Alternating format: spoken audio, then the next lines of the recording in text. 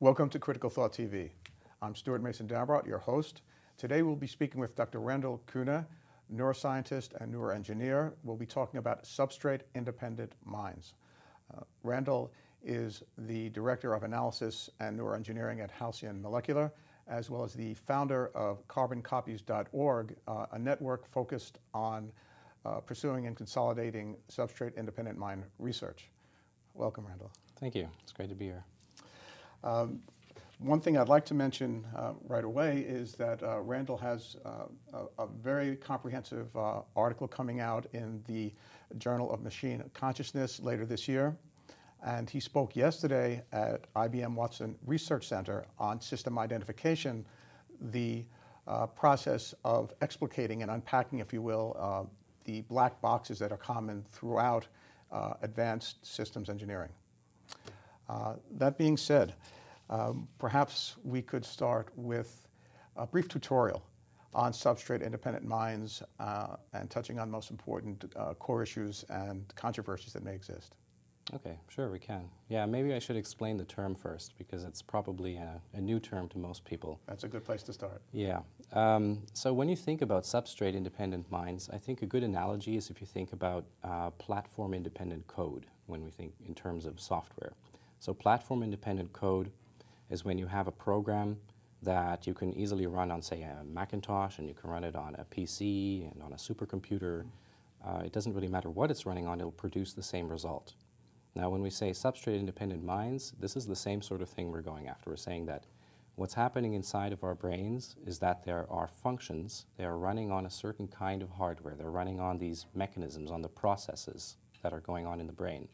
But in principle, if you can take these same functions and run them on some other substrate, some other hardware, and they produce the same result, then you get the same, well, you get the same outcome.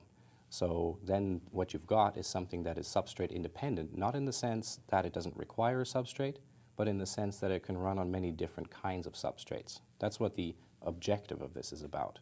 And there are, of course, reasons for why one would have that objective, why it's important. And if you like, we can talk about that in a moment. But that's the main point. And often when I talk about this, I immediately add two other terms that are well known and that I think should be explained in terms of how they relate to substrate-independent minds. One of those is the concept of mind uploading. That's a term that's been in use in some futurist communities for a while. And it gets a little confusing because when you say something like mind uploading, then it sounds like you're taking the content of someone's mind and you may be putting it on a bunch of disks somewhere and storing it, or what is it you're doing to it? It's not quite clear.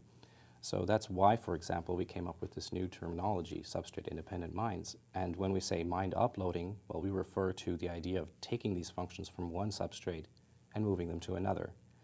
And then there are many different ways that you can accomplish that. And so because there are some methods that are more feasible today, methods that rely on the kind of science and engineering that we understand and can do at the moment, well, we look at those more than others. And in that context, there is one approach that we call whole brain emulation that is the most feasible at the moment. And whole brain emulation refers to this notion that, okay, even if we can't explain how a mind works or how anything that we do with our minds really is carried out in terms of the hierarchy of strategies that we go through from the top level of our consciousness to all the way at the bottom what the neurons are doing. If we still can't explain that, which is why the neuroscientists will always tell you, no, I don't understand how it works, I don't know how the mind works, then even if we can't understand it, we could still take the neurophysiology and the neuroanatomy at its lowest level where we understand a lot more about how to measure those variables.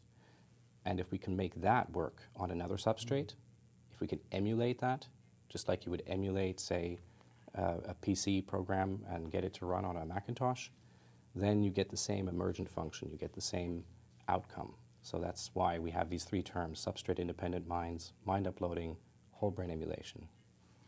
So then, regarding whole brain emulation, where are we today in that process? Because one of the things I'm most interested in you and your work, one of the things that greatly interests me is that it's not just looking forward into a distant future, but it's concerned with the near term, how to actually create the technologies that allow the things we're talking about to actually happen. Yeah, So where are we at today in terms of whole brain emulation technology? that's right. Okay, first I just want to say that that is indeed a distinction between ways that you can go about looking at this as a project, as a target.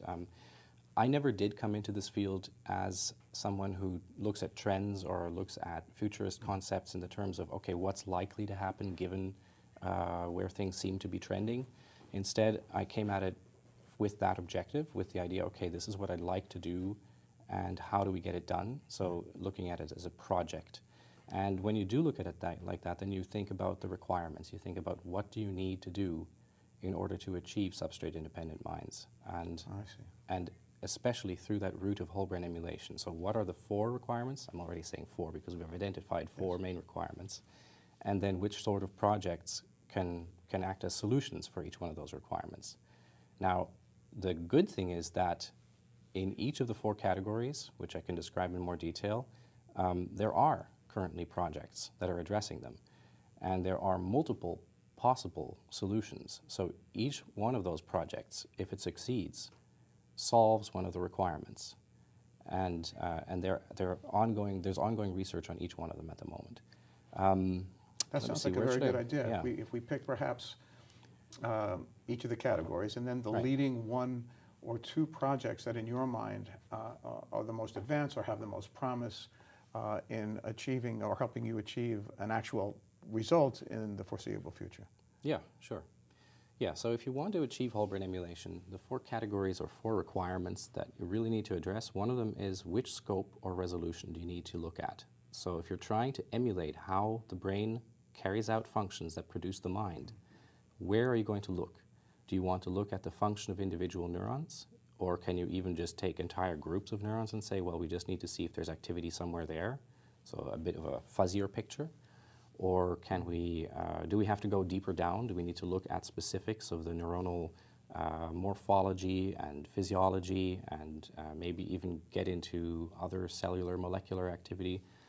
That's the resolution question. And then there's the scope question of how much do you need to take? If you want to do something where you're transferring the activity, where you're transferring the functions that are being carried out in the brain in such a manner that on this new platform, you would get the same emergent function that you could then connect with the world through all the inputs and outputs that you're used to so that the experience is the same. How much do you need to take? Is it important to take the entire cortex and the cerebellum and all of this, bring that and transport basically everything that's going on in there? Or do you need to go further than that? Do you need to think in terms of the peripheral nervous system or even the enteric nervous system? Mm-hmm. Is there anything there that's important? So there's the scope question. The scope question, sorry. So is there a dynamic balance between the choice or selection of scope on the one hand and resolution on the other? In other words, are they somewhat in any way codependent? If you choose greater resolution, are you allowed to somehow reduce scope and achieve a desirable outcome? I don't really think there is. I think that they're sort of separable. Okay. The question of resolution is really about where are those functions taking place. So what is the, we're going to use this term again in a moment, currency of the brain. So what is the most important thing you're trying to capture? Mm-hmm. Whereas the scope is more about what parts are really unique, what parts are specific to the experience of having a mind, of existing, versus what is more general, what is part of the world around you. So, for instance, if you don't take along the peripheral nervous system and the way it connects to everything that our body experiences and does, then you're saying that that's generic enough that you could put in its place something else, which we already do these days when we have prostheses, for example, and that you can still consider that your own experience. So there's this sort of distinction between what are you and what is the rest of the universe. And it's a very fuzzy, gradual sort of distinction. And I find it difficult myself to determine exactly where that is. That's a very good point, because even in the encounters in everyday life, one, for example, picks up any tool, and very quickly that tool becomes an unquestioned extension of our own physiognomy. Right. So in that sense, the brain inhabits or embodies not just our own soma, but the tools with which we augment Yeah. that Yeah. soma. It's a really interesting thing to look at because on the one hand, nothing outside of our brain really exists from our point of view because you can't experience anything except what's being processed in your mind. You can't experience even the sensation of touch. I can't touch anything in this universe for real because the elements, like say even the protons and neutrons of the atoms that are inside the table and inside my finger, they never even collide. It's just space in between them.